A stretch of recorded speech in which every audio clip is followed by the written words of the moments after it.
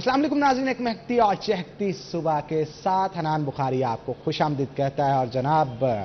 मन जो है वो हमेशा इस इंतज़ार में रहता है कि कब वो अपनी ऑडियंस के साथ जो है वो मुलाकात की जाए। तो आपसे रोज़ाना जो है इस वक्त मुलाकात होती है टीवी के ऊपर और आपसे बड़ी गपशप होती है, बड़ा मज़ा आता है आपसे बात करके। और मैं दुआ करता हूँ कि आज की सुबह आपके लिए ढेरों खुशियाँ लेके आपकी चौखट पे आपका इंतज़ार कर रही हो। जैसे ही आंखें खुलें आपकी, खुलते ही कुछ ऐसी खबर आपको सुनने को मिले जिससे आपका मूड जो है वो हमेशा के लिए खुशगवार हो जाए और सारा दिन बड़ा अच्छा गुजरे। इसी दुआ के साथ आज के प्रोग्राम को आगे बढ़ाते हैं। और जैसे हमारी कोशिश होती है कि शो के शुरुआत में कुछ ऐसी बात की जाए जिससे दूसरे का मूड जो है वो खुशगवार हो जाए, उसके लिए फ़ायदा साबित हो। अच्छा भाई, आजकल बहुत सारे लोग ऐसे होते हैं क्योंकि हालात मामलात हमारे माशरे के कुछ ऐसे हो चुके हैं कि एक दूसरे के से उधार लेते हैं लोग। तो उधार देने से पहले एक बार ज़रूर सोच लिया करें, क्या जिस शख्स को आप उधार दे रहे हैं उसकी मदद तो आप कर रहे हैं, लेकिन वो वादों का पक्का है भी या नहीं है। बाज़ औक़ात ऐसा होता है कि आप किसी अपने दोस्त को, किसी रिश्तेदार को, किसी अजीज़ को या किसी ऐसे शख्स को जिसे आप जानते हैं उधार दे देते हैं, लेकिन जब वो पैसे वापस लेने होते हैं तो आप उसकी मदद भी कर रहे होते हैं, लेकिन इसके बावजूद अपने ही पैसे वापस लेने की वजह से ताल्लुकात ख़राब हो जाते हैं। मैं ये नहीं कहता कि आप किसी की मदद ना करें, ज़रूर करें, लेकिन वो मदद करें जिससे आपके ताल्लुकात ख़राब ना हो। तो आगे बढ़ते हैं जनाब। इसके साथ साथ हमारी कोशिश होती है कि दिनों दुनिया की भी बात की जाए। तो हमारा सेगमेंट है एक नेकी, एक दिन एक नेकी, तो उसकी तरफ चलते हैं।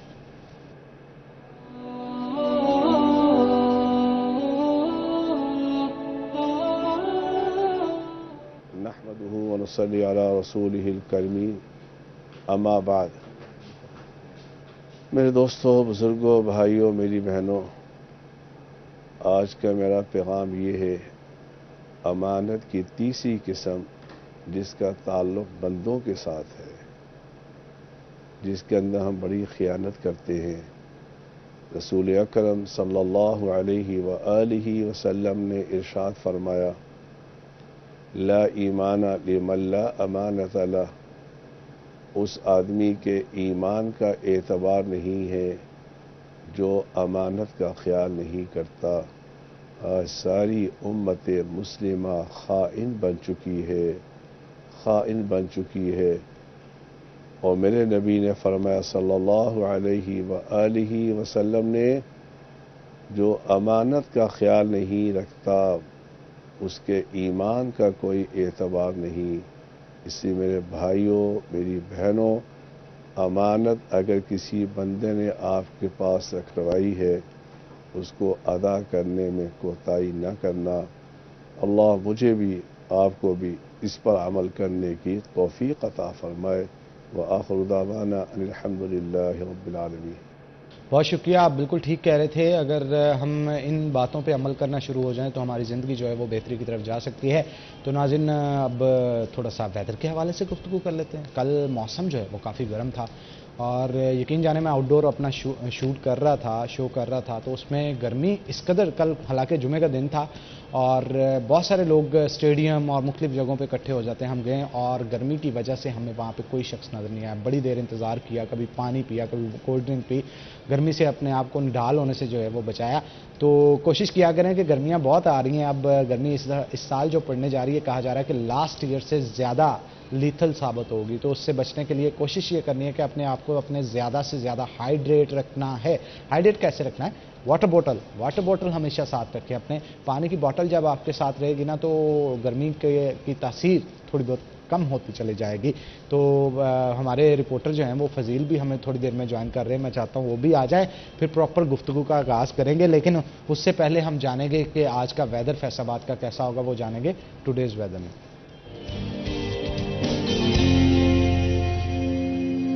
हमारे साथ फसी मौजूद होंगे। फसी, बताइएगा आज शहर फैसलाबाद का मौसम कैसा रहेगा?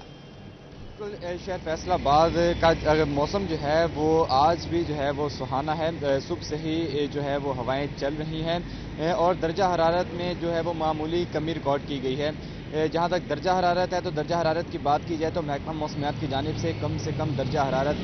22 सेंटीग्रेड रिकॉर्ड किया गया, जबकि ज़्यादा से ज़्यादा दर्जा हरारत आज 34 सेंटीग्रेड रहने का इम्कान है। हवा में नमी की तनासुब की बात की जाए तो हवा में नमी का तनासुब 51% रिकॉर्ड किया गया है। جبکہ ہوائیں جو ہیں وہ 8 کلومیٹر فی گھنٹہ کی رفتار سے چل رہی ہیں۔ محکمہ موسمیات کا مزید یہ بھی کہنا ہے کہ آئندہ 24 گھنٹوں میں بارش کا کوئی امکان نہیں، البتہ آنے والا جو ہفتہ ہے 30 سے جو ہے وہ بارشوں کا جو ہے وہ سلسلہ شروع ہوگا، اور یہیں سے جو ہے فیصل آباد کا جو موسم ہے وہ صبح سے ہی جو ہے وہ خوشگوار ہے، اور آئندہ ہفتے سے جو ہے وہ بارشوں کا امکان ظاہر کیا جا رہا ہے۔ جی بہت شکریہ فصیح۔ صبح صبح تو آپ کے لیے موسم سہانا ہے، لیکن جیسے ہی 2 گھنٹے اب اور گزرنے ہیں تو موسم نے یوں ہو جانا ہے کہ اوسم نام کا ورڈ اس کے ساتھ سے بالکل سیپریٹ ہو جانا ہے۔ لیکن امید کی جا رہی ہے، جیسا کہ آپ بتا رہے تھے، کہ اگلے ہفتے سے بارشوں کا سلسلہ جو ہے وہ شروع ہونے جا رہا ہے۔ اگر وہ سلسلہ شروع ہو جاتا ہے تو بڑے سلسلے شروع ہو جائیں گے جناب۔ تو بہت شکریہ فصیح، ہمیں ویدر سے اپڈیٹ کر رہے تھے، لیکن اس کے ساتھ ساتھ میں لازمی طور پہ آج جو ٹاپک ہم خاص طور پہ گفتگو کرنا چاہ رہے تھے اس کے حوالے سے تھوڑا سا بتا دوں۔ میرا پچھلے دنوں ایک دوست گئے آؤٹ آف کنٹری، تو وہ مجھے بتا رہے تھے کہ وہاں کی ہر چیز بہت اچھی ہے، صرف ایک کمی ہے وہاں پہ، اگر بطور معاشرت ہم دیکھیں، ان کو معاشرتی طور پہ دیکھیں کس طرح سے وہ زندگی گزارتے ہیں اور کس طرح سے قانون کا تحفظ کرتے ہیں، قانونی طریقوں سے چلتے ہیں، مہذب رہتے ہیں، ایتھکس، ہر چیز کو اگر ہر پہلو کو دیکھیں بہت اچھے ہے، لیکن ایک جو فیملی سسٹم ہے نا، اس کا صرف فقدان ہے یہاں پہ، وہاں پہ، اور وہ فقدان اس طرح سے ہے کہ وہاں پہ جوائنٹ فیملی سسٹم کا تصور جو ہے وہ نہیں پایا جاتا۔ جیسے ہی بچہ بڑا ہوتا ہے، 18 سال سے اوپر ہوتا ہے، تو وہ اپنا سسٹم، اپنا کام شروع کر کے سیپریٹ ہو جاتا ہے، اور یہی وجہ ہے کہ وہاں پہ اولڈ ایج ہوم بھی ان کی تعداد بھی بہت زیادہ ہے۔ ماں باپ سے اس طرح محبت بچے نہیں کر پاتے جیسے کرنی چاہیے، بہن بھائیوں میں اختلافات رہتے ہیں۔ لیکن دکھ اب یہ ہو رہا ہے کہ ریسنٹلی جو رپورٹ آئی ہے پاکستان کے اندر، فیصل آباد کے اندر، وہ دیکھنے میں یہ آیا ہے کہ یہاں پہ بھی جو بڑھتی ہوئی مہنگائی ہے اس کی وجہ سے فیملی سسٹم دم توڑنے لگا ہے۔ گزشتہ چند سالوں کی یا چند مہینوں کی اگر ہم بات کریں تو کورٹ کے اندر اتنے کیسز فائل ہوئے ہیں اس چیز کے کہ جائیداد کا تنازع چل رہا ہے، چیزوں کو سیپریٹ آؤٹ کر دیا جائے۔ کورٹ نے بہت سارے فیصلے کرنے کے بعد بہنوں کو حصے دیے، بھائیوں کو حصے دیے، اور اس طرح کے بہت سارے معاملات جو ہے وہ کورٹ سسٹم میں دیکھنے کو ملے۔ آخر یہ کہہ لیں کہ ایک ہمارے معاشرے کے اندر جو دن بدن مہنگائی بڑھتی جا رہی ہے، ہر ایک کی کوشش ہوتی ہے کہ اپنے کوئی نہ کوئی اثاثے، ریسورسز بنائے جائیں۔ اگر کسی کو تنگی ہوتی ہے تو اس کی کوشش ہوتی ہے اپنے کچھ اثاثوں کو بیچ کے جو ہے وہ اپنے حالات کو بہتر کر سکے، لیکن جوائنٹ فیملی سسٹم کی وجہ سے، کیونکہ ایک اگر مکان ہوتا ہے 2 یا 4 بہن بھائیوں کے نام ہے، تو اس میں سے ایک اکیلا تو وہ بیچ نہیں نہ سکتا، چاروں کی رضامندی چاہیے ہوتی ہے، اس کے لیے پھر کورٹ سے رجوع کیا جاتا ہے۔ اس طرح کے بہت سارے معاملات جو ہے وہ دیکھنے کو ملتے ہیں۔ پہلے نہیں یہ چیزیں ہوتی تھی، پہلے ہوتی بھی تھی اگر تو بہت کم ہوتی تھی، اکا دکا کیسز ہوتے تھے، لیکن اب جو ہے یہ دن بدن بڑھتے چلے جا رہے ہیں کیسز۔ ان کے پیچھے کیا وجوہات ہیں؟ یہ مہنگائی اب کب کم ہوگی؟ اور کیا یہ مہنگائی آنے والے دنوں میں ہمارے سسٹم کو ڈاؤن کرنے میں، فیملی سسٹم کو ڈاؤن کرنے میں کتنی ہیلپ فل ثابت ہوگی؟ ہیلپ فل تو نہیں میں ایسے کہوں گا، مددگار ہوگی، لیکن اس کو اچھے ورڈز میں بیان نہیں کرنا چاہتا۔ میرے کہنے کا مقصد یہ ہے کہ یہ ایک اچھی چیز نہیں ہے۔ اب یہ تمام تر صورتحال کے حوالے سے آج ہم جو ہے وہ ڈسکشن کریں گے۔ ڈسکشن کرنے کے لیے ہمارے ساتھ ہمارے سینئر رپورٹرز موجود ہوں گے۔ حاشر ہمارے ساتھ موجود ہیں جو کہ ہمارے کورٹ رپورٹنگ کرتے ہیں۔ حاشر ویلکم کرتے ہیں آپ کو شو کے اندر۔ آپ مسکرائے نہیں، آج ٹاپک بڑا سیریس ہے۔ اور اس کے ساتھ ساتھ ہمارے ساتھ فضیل موجود ہے جو کہ ہمارے بڑے اچھے رپورٹر ہیں، اور ہمیشہ ہمارے ایک اور رپورٹر ہیں ویس، وہ ان کو بڑے اچھے القابات سے، بڑے پیار سے، محبت سے مخاطب کرتے ہیں، تو میں بھی ان سے مخاطب کرنا چاہ رہا ہوں، لیکن میں چاہتا ہوں کہ فضیل کو پہلے ویلکم کیا جائے۔ ویلکم کرتے ہیں فضیل آپ کو شو کے اندر، اور حاشر سے شروعات کرتے ہیں کیونکہ کورٹ رپورٹنگ کرتے ہیں، بہت سارے کیسز کا سامنا رہتا ہے ان کو، وہاں پہ بڑے درد مند قسم کے ویوز دیکھنے کو ملتے ہیں، جب بہن بھائی آپس میں لڑتے ہیں، بھائی بھائی آپس میں لڑتے ہیں، بچوں کے معاملات ہوتے ہیں، پیرنٹس کے معاملات ہوتے ہیں، تو بڑے خون سفید ہوتے ہوئے جو ہے وہ کورٹ کے اندر دیکھے جا سکتے ہیں۔ تو اس موضوع پہ گفتگو کرتے ہیں، حاشر سے شروعات کرتے ہیں۔ حاشر، مجھے سب سے پہلے اسٹیٹسٹکس اس چیز کے بتائیں کہ پچھلے 1 سال کے اندر کتنے کیسز یہ بڑھے ہیں، کیونکہ پھر اس کو ہم اینالائز کریں گے مہنگائی کے ساتھ، کیونکہ معاشرتی اگر ہم دیکھا جائے تو حکومت کے جو مسائل چل رہے ہیں یا ہمارے معاشرے میں جو مسائل چل رہے ہیں اس کو کمپیئر کریں گے، اس کے ساتھ مجھے ذرا بتائیے گا کتنے کیسز کی تعداد بڑھ رہی ہے اس حوالے سے؟ جس طرح آپ نے سب سے پہلے میرے خیال میں ہمیں جائیداد کی تقسیم کے حوالے سے جو کیسز ہیں ان پر اگر صرف بات کریں تو جس طرح مہنگائی بڑھ رہی ہے، اخراجات جو ہیں وہ بڑھ رہے ہیں، اسی طرح بے روزگاری جو ہے وہ بھی بڑھ رہی ہے، تو رواں سال کی اگر بات کی جائے تو اس میں ابھی تک جو ہے یہ 4 ماہ تقریباً جو ہے ہم اسے کہہ سکتے ہیں کہ 4 ماہ ہوئے ہیں، اور پہلی دفعہ ہوا ہے کہ 1000 سے زائد جو کیسز ہیں جائیداد کی تقسیم کے حوالے سے یا جو کاروبار ہے اس کی تقسیم کے حوالے سے، وہ اب تک میں آپ کو وہ بتا رہا ہوں 1000 جن کے ابھی تک مختلف عدالتوں کی جانب سے مختلف نوعیت کے جو فیصلے ہیں وہ عدالتوں کی جانب سے کر دیے گئے ہیں۔ تو یہ 4 ماہ کے اندر جو وہ ہم یہ کہہ سکتے ہیں کہ 4 ماہ کے اندر 1000 سے زائد جو خاندان ہیں ان کے فیصلے ہوئے ہیں عدالتوں کے اندر، اور یہ جو شرح ہے یہ دن دن جو ہے وہ بڑھتی جا رہی ہے۔ اس حوالے سے جو سینئر وکلا ہیں ان سے میری اس حوالے سے بات ہوئی، جو کہ جن کو 20 سال ہو گئے ہیں یہاں پر فیصل آباد کے اندر عدالتوں میں کام کرتے ہوئے، عدالتوں کے اندر پیش ہوتے ہوئے، تو ان سے میری بات ہوئی تو ان کو یہی کہنا تھا کہ جائیداد کی تقسیم کے حوالے سے یہ پہلی دفعہ ہم دیکھ رہے ہیں کہ لوگ جو ہیں وہ اتنی بڑی تعداد میں عدالتوں کے اندر جو ہے وہ رجوع کر رہے ہیں، کیونکہ ہمارا جس طرح ایک جوائنٹ فیملی سسٹم ہے تو عرصہ دراز سے جو لوگ ہیں وہ اس سسٹم کو پسند بھی کرتے ہیں اور اسی سسٹم سے وہ مطمئن بھی، اور یہ سسٹم چلا آ رہا ہے۔ اور اگر خدا ناخواستہ کسی کا ایسا ہوتا بھی تھا تو وہ جو خاندان کے بڑے تھے یا جو بزرگ تھے یا محلے کے گلی محلے کے جو بڑے تھے وہ بیٹھ کر اس طرح کا فیصلہ کر دیتے تھے، اور ان لوگوں کو جائیداد کی تقسیم کے حوالے سے کوئی 8 سے 10 کیسز جو ہیں وہ 1 ماہ کے اندر آتے تھے، اور 3 ماہ کی یا 4 ماہ کی اگر بات کریں تو 40 سے 50 کیس زیادہ سے زیادہ جو ہیں وہ جائیداد کی تقسیم کے حوالے سے عدالتوں کے اندر آتے تھے۔ لیکن اب اگر بات کریں تو 4 ماہ کے اندر تقریباً 1000 کے لگ بھگ جو کیسز ہیں ان کے فیصلے ہو چکے ہیں، تو اٹس مین کہ جو فیصلوں کی شرح اگر ہم عموماً دوسرے کیسز میں دیکھیں تو کیسز کا جو اندراج ہوتا ہے یا جو دعوے جو عدالتوں کے اندر دائر کیے جاتے ہیں وہ ان کی شرح زیادہ ہوتی ہے اور جو فیصلے آتے ہیں وہ کم آتے ہیں۔ تو اگر ہم 50% بھی یہ شرح یہاں پر رکھیں تو ہم یہ کہہ سکتے ہیں کہ 4 ماہ میں اگر 1000 کیسز کے فیصلے ہوئے تو کم از کم 2000 خاندانوں کی جانب سے عدالتوں کے اندر رجوع کیا گیا۔ ان خاندانوں کے اندر بہنیں بھی شامل ہیں جنہوں نے بھائیوں سے حصہ لینے کے لیے عدالتوں سے رجوع کیا، بھائی شامل ہیں، بھتیجے شامل ہیں جنہوں نے اپنے چچا کے لیے کیا ہے۔ تو اس طرح مختلف جو ریلیشنز مطلب قریب ہم سمجھے جاتے ہیں، فار ایگزامپل اگر چچا کے خلاف کر دیا، ایون باپ بیٹے کے بھی کیسز جو ہیں وہ ہمیں مجھے جو خود میں نے دیکھے 3 سے 4 مجھے دیکھنے میں ملے کہ بیٹوں کی جانب سے کیا گیا یا باپ کی جانب سے کیا گیا کہ جو بیٹے ہیں وہ جائیداد میں نے ان کو دے دی ہے، اپنا حصہ بھی ان کے نام کر دیا، لیکن جو اب بیٹے ہیں وہ مجھے رکھ نہیں رہے، مجھے خرچہ پانی نہیں دے رہے، یا جو ہم 2 میاں بیوی ہیں انہیں کھانا تک جو ہے وہ نہیں دیا جا رہا۔ تو اس طرح کی جو کیسز کی شرح وہ بڑھتی جا رہی ہے، اور اس کی بڑھنے کی سب سے ایک ہی بڑی وجہ یہ ہے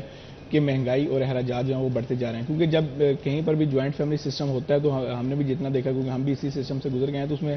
حنان بھائی آپ کو پتہ ہے کہ ہوتا ہی ہے کہ عموماً جو بڑے ہوتے ہیں وہ اس میں کما رہے ہوتے ہیں اور ابتدائی طور پر جو چھوٹے ہیں وہ کھا رہے ہوتے ہیں۔ تو پہلے تو یہ ہوتا تھا، ہم کہہ سکتے ہیں کہ مہنگائی کم تھی، لوگوں کے پاس جو ہے وہ روزگار تھا، تو وہ ایک خاندان کا جو سسٹم ہے وہ چلتا آ رہا تھا، اس میں لوگوں کو کسی قسم کا کوئی ایشو نہیں تھا۔ لیکن اب ہوا یہ کہ ایک طرف جو ہے وہ لوگوں کے پاس روزگار ہی نہیں ہے، لوگوں کے پاس کام ہی نہیں ہے، تو سب سے لیکن جتنا مرضی کام کاج ہو نہ ہو، لیکن یہ بڑی بدبخت چیز ہے کہ کوئی شخص اپنے پیرنٹس کو 2 وقت کا کھانا بھی نہ دے سکے، ان کی عزت نہ کر سکے، ان کو گھر میں نہ رکھ سکے۔ تو میرا خیال ہے یہ ایک بہت بڑا لمحہ فکریہ ہے ہمارے معاشرے کے لیے۔ ہمارا معاشرہ پہچانا اس وجہ سے جاتا تھا کہ ہم اپنے بڑوں کی عزت کرتے تھے اور مرتے دم تک ان کے ساتھ رہتے تھے۔ اگر دیکھا جائے تو فارن کنٹریز کی نسبت ہمارے ہاں دیکھا جائے اولڈ ایج ہوم کا کانسیپٹ یہاں پہ ہے تو صحیح، لیکن بہت کم، ٹھیک ہے، زیادہ تر جو ہے وہ باہر دیکھنے کو ملتا ہے۔ لیکن یہ بڑھتے ہوئے معاملات جو ہیں یہ شاید مہنگائی کی وجہ سے ہیں۔ آپ کو کیا لگتا ہے کہ کیونکہ بہت سارے کورٹ میں آئے ہوئے لوگوں سے بھی آپ کی بات چیت ہوتی ہوگی، ان کا کیا کہنا ہے کہ وجوہات کیا بنتی ہیں؟ لیکن اس میں سب سے جو بڑی وجہ نا وہ ہوتی ابھی تک جو اگر ہم کسی کو سب سے بڑی وجہ کہہ سکتے ہیں تو ان میں سے 80% جو کیسز ہیں وہ مہنگائی کی وجہ سے آئے ہیں، اور کیونکہ دوسرے جو اس میں جو ایشوز آتے ہیں، دوسرا ایک ایشو یہ آتا ہے اخراجات بڑھ جاتے ہیں، پھر ایک آ جاتا ہے بے روزگاری آ جاتی ہے، لوگوں کے پاس کام نہیں ہے، تو وہ بھی کہیں نہ کہیں ان کا بھی جو کنیکشن ہے وہ مہنگائی کے ساتھ ہی بنتا ہے۔ کیونکہ جس طرح میں آپ کو پہلے بتا رہا تھا کہ ہوتا یہ ہے کہ جوائنٹ فیملی سسٹم میں عموماً جو بڑے ہیں وہ کماتے ہیں، یا جو بڑا بھائی ہے وہ بھی کما رہا ہے، چھوٹا بھائی جو ہے وہ بھی پڑھ رہا ہے یا چھوٹا موٹا کام کرتا ہے، اتنا نہیں کما رہا کہ وہ گھر کے جو اخراجات ہیں ان میں کچھ وہ دے سکے یا اپنا جو حصہ ہے وہ ڈال سکے۔ تو پہلے لوگوں کے پاس یہ ہوتا تھا، روزگار تھا، مہنگائی جو ہے وہ کم تھی،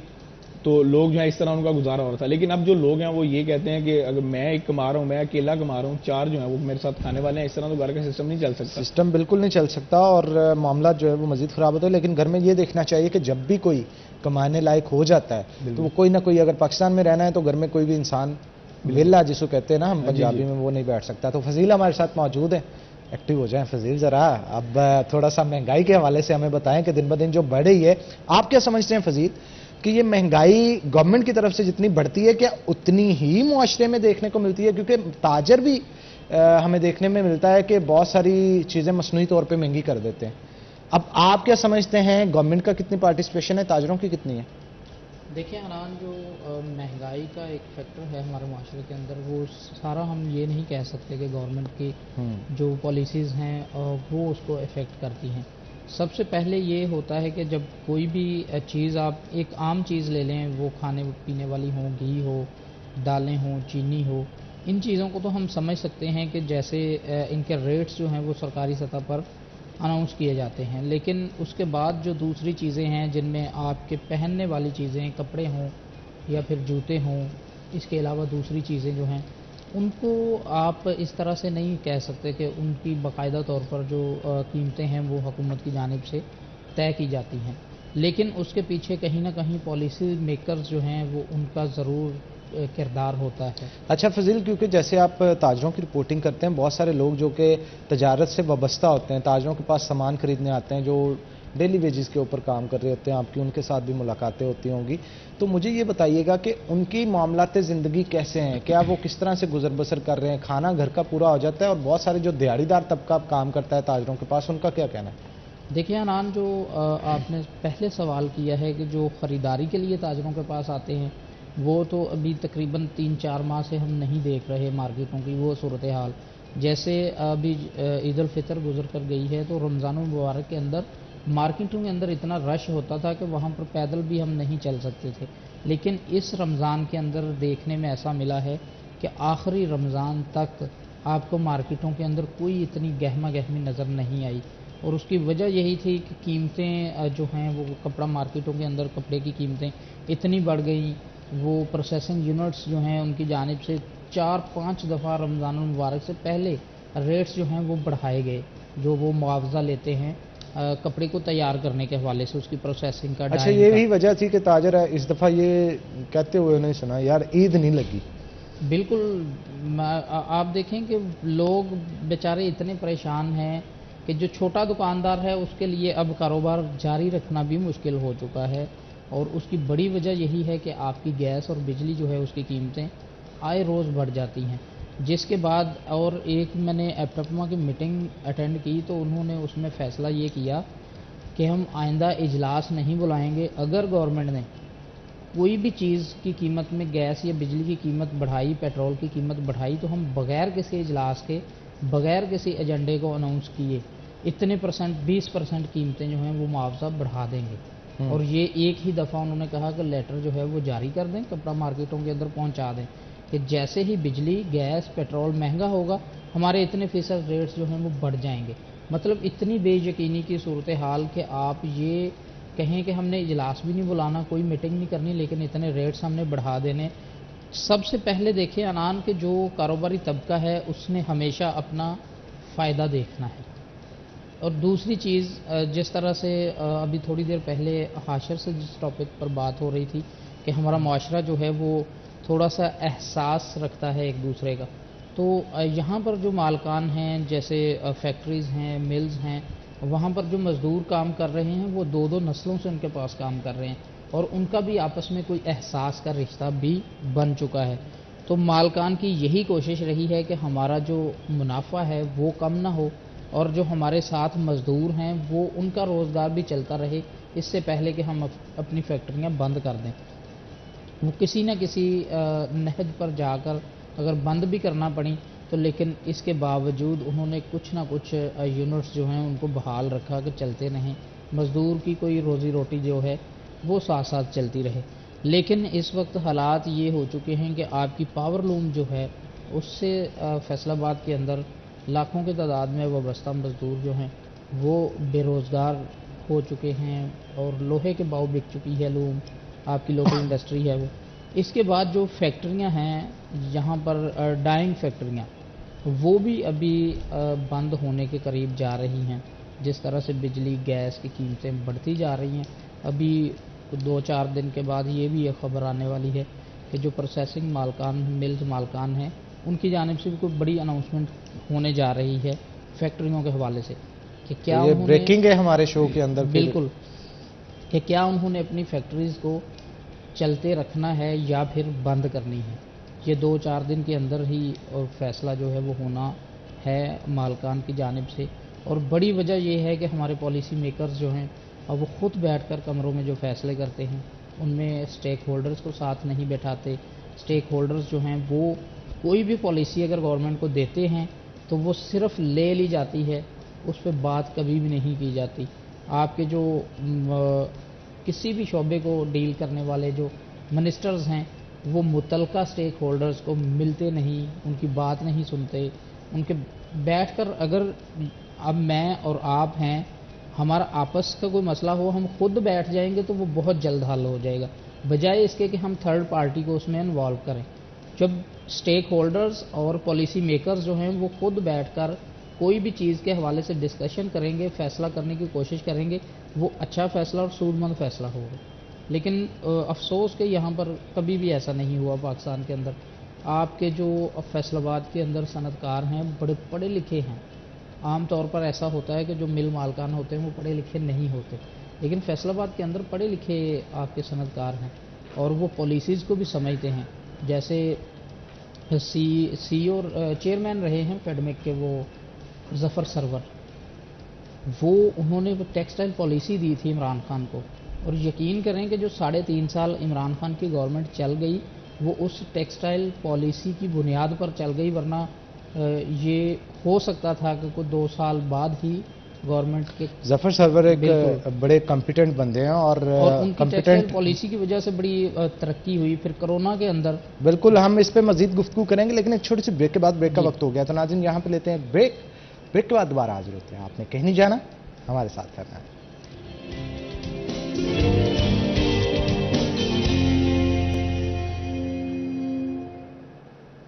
ویلکم بیک ناظرین، بریک کے بعد خوش آمدید. ہاشم ہمارے ساتھ موجود ہے، مزید گفتگو ان سے کرتے ہیں. ہاشم، مجھے کورٹ کے حوالے سے تھوڑا سا بتائیے گا کہ کیا صورتحال ہے موجودہ اور جو کیسز چل رہے ہیں اس میں کیا فیصلے سنائے جا رہے ہیں اور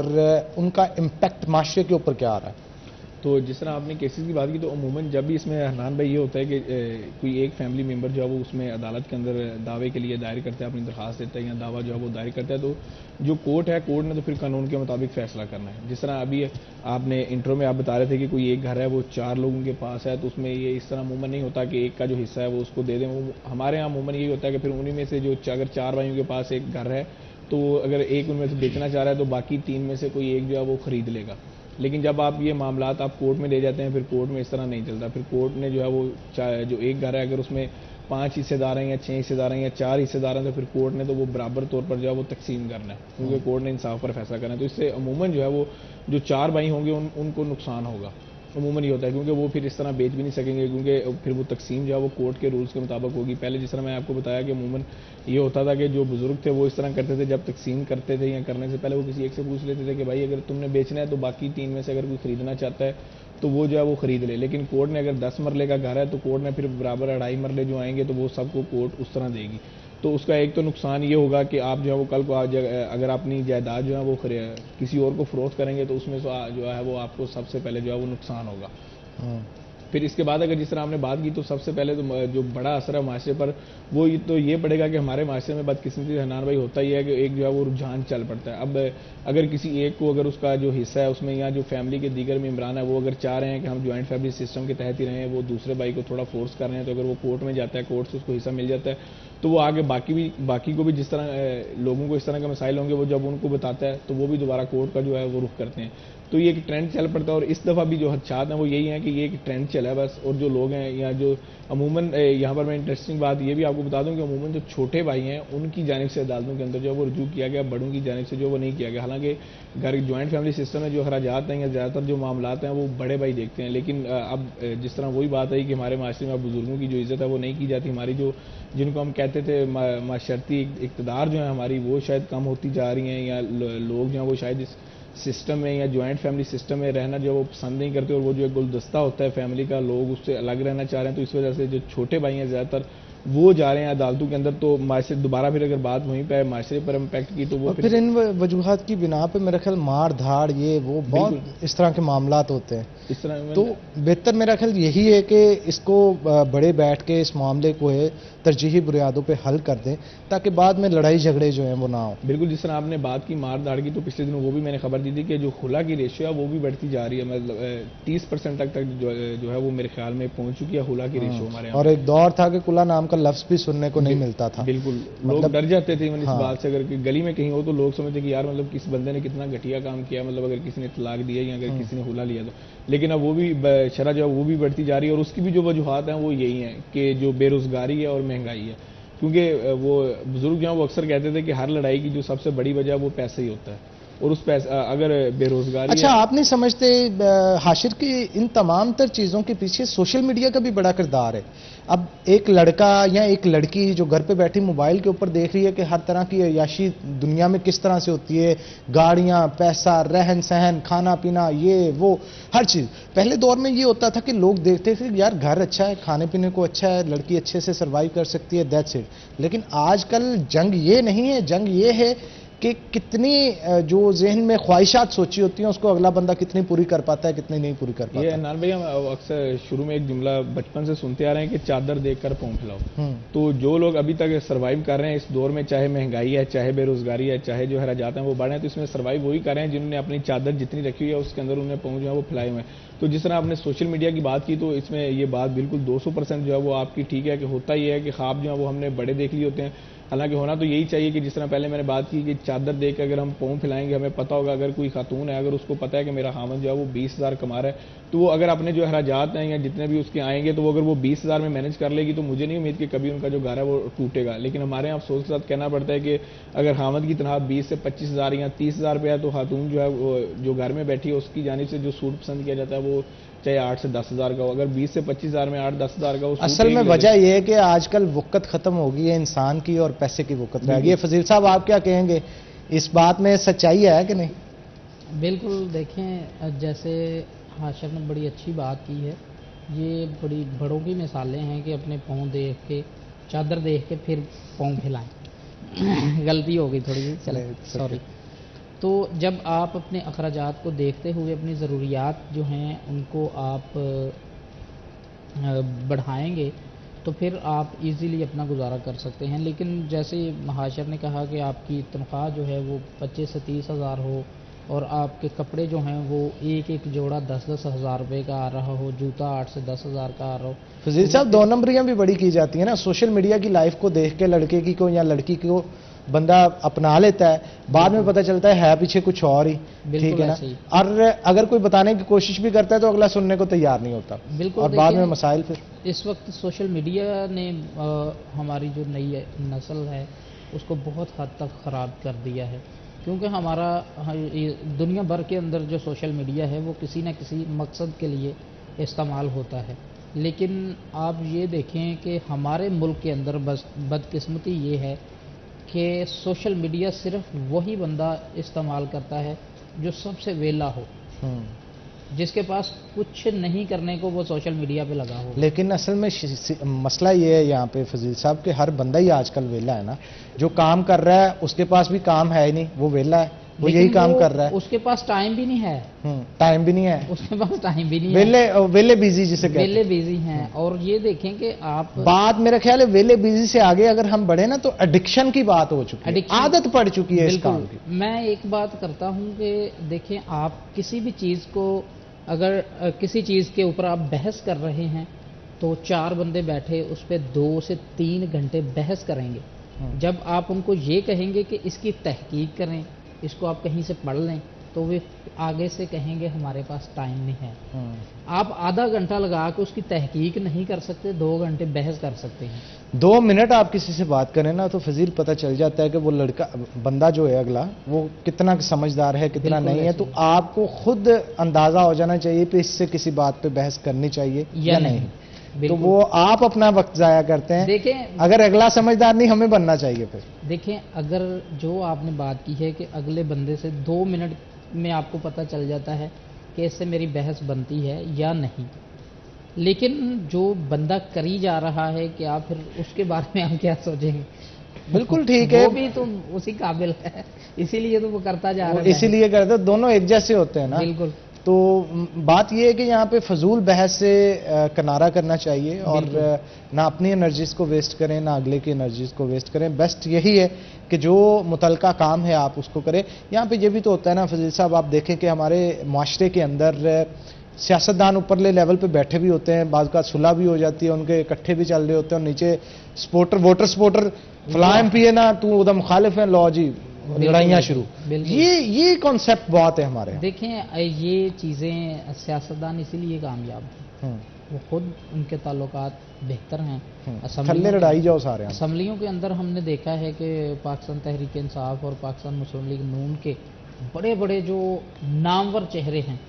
وہ آپس میں اکٹھے بیٹھے ہوتے ہیں اور نیچے محلے میں جن کو کوئی ساتھ کو ہمسایہ بھی نہیں جانتا وہ آپس میں بحث کرنے لگے ہوتے ہیں اور ملکی پالیسیز پہ باتیں بحث ہو رہی ہیں. جیسے یہ زیادہ بہتر جانتے ہیں. بندہ پوچھے کہ آپ جا کے پالیسی میکرز کے ساتھ بیٹھیں گے یا آپ کی بات وہ سن لیں گے, نہیں ایسے نہیں ہونا چاہیے تھا, ایسے ہونا چاہیے تھا. مطلب آپ کو کیا ضرورت ہے؟ ٹھیک ہے آپ کے ضمیر کی آواز ہے, جس کو چاہیں آپ ووٹ کریں, سپورٹ کریں اس کو, لیکن یہ لڑائی جھگڑے, یہ بحث مباحثے, یہ گلی محلوں میں اپنے تعلقات خراب کرنا, یہ وہی بات ہے کہ یہ سوشل میڈیا کا جو آپ اچھا یوز نہیں کر رہے, اس کی وجوہات پہ آپ ایک دوسرے سے بھی دور ہوتے جا رہے ہیں. دیکھیں سوشل میڈیا جو ہے, سب سے پہلے آپ کی سوشل لائف یہ ہوتی ہے کہ آپ کے آپسی تعلق جو ہیں وہ بہتر ہوں, اور وہ جب سوشل میڈیا نہیں تھا آپ یقین کریں کہ تب سوشل جو ایک دوسرے کے ساتھ معاملات تھے, جو تعلقات تھے وہ زیادہ بہتر تھے. اب سوشل میڈیا نے آ کر لوگوں کو بہت دور کر دیا ہے, بجائے اس کے ہم یہ کہتے ہیں کہ یہ سوشل میڈیا نے قریب کیا ہے, نہیں, لوگوں کو دور کر دیا ہے. یہ حاشر بیٹھا, یہ میں بیٹھا ہوں, ہم آپس میں بات نہیں کریں گے, ہم موبائل پہ لگے رہیں گے. ہاں جب خفیہ بات کرنی ہوگی تو پھر تو موبائل پہ کریں گے. ہم سوشل میڈیا پہ ڈیٹیل میں گفتگو کریں گے, لیکن ایک چھوٹی سی بریک کے بعد, بریک کا وقت ہو گیا. تو ناظرین یہاں پہ ایک بریک کے بعد دوبارہ حاضر ہوتے ہیں. آپ نے کہیں نہیں جانا, ہمارے ساتھ رہنا.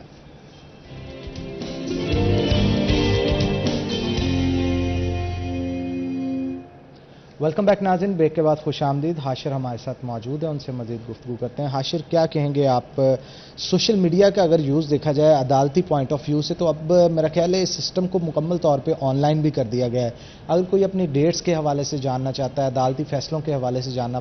چاہتا ہے, تو میرا خیال تمام تر اس کا ریکارڈ جو ہے وہ کیا آن لائن دستیاب ہوتا ہے, اور اس کو اپ گریڈ بھی مزید کیا جا رہا ہے یا نہیں؟ جی بالکل, اب تو وقت کے ساتھ ساتھ جو کیا جا رہا ہے, بلکہ اب جو ہماری موجودہ جو وفاقی حکومت ہے وہ اس حوالے سے کوشش یہی کر رہی ہے کہ وہ لوگ, یا چاہے وہ سائلین ہیں, خصوصاً وہ جو کہ بیرون ملک میں اس وقت رہ رہے ہیں, تو ان کے لیے بھی کوشش یہی کی جا رہی ہے کہ ایک جو اسپیشل جو عدالتیں ہیں, خصوصاً وہ لوگ جو کہ اس وقت بیرون ممالک میں مقیم ہیں, تو ان کے لیے اسپیشل جو ہیں وہ عدالتیں بنائی جائیں, تاکہ ان کے جو تنازعات ہیں, خصوصاً کیونکہ ان کے بھی جائیداد کے ریلیٹڈ جو تنازعات ہیں وہ زیادہ ہوتے ہیں, تو وہ جو آن لائن عدالتیں ہیں وہ ان کو انٹرٹین کر سکیں اور ان کے جو مسائل ہیں وہ حل کیے جائیں. جبکہ دوسرا, جس طرح اگر آپ نے بات کی وہ ڈسٹرکٹ کورٹس کے اندر جو کہ کیسز زیر سماعت ہیں, تو اس حوالے سے جو آن لائن آپ نے کیسز کی بات کی, تو کوئی بھی جو شخص ہے اگر اس کو اپنا جو اس کا FIR نمبر ہے, یا اگر اس کی جانب سے پٹیشن دائر کی گئی ہے, تو اس کو پتہ ہو کہ اس کا جو ٹائٹل ہے وہ کیا ہے, کس نام کے ساتھ اس نے وہ جو ہے وہ عدالت کے اندر دائر کی تھی. تو یہ دو چیزیں جو ہیں وہ اگر کسی بھی شخص کو پتہ ہیں اپنے کیس کے متعلقہ, تو وہ جا کر آن لائن ویب سائٹ جو ہے اس کے اوپر جا کر صرف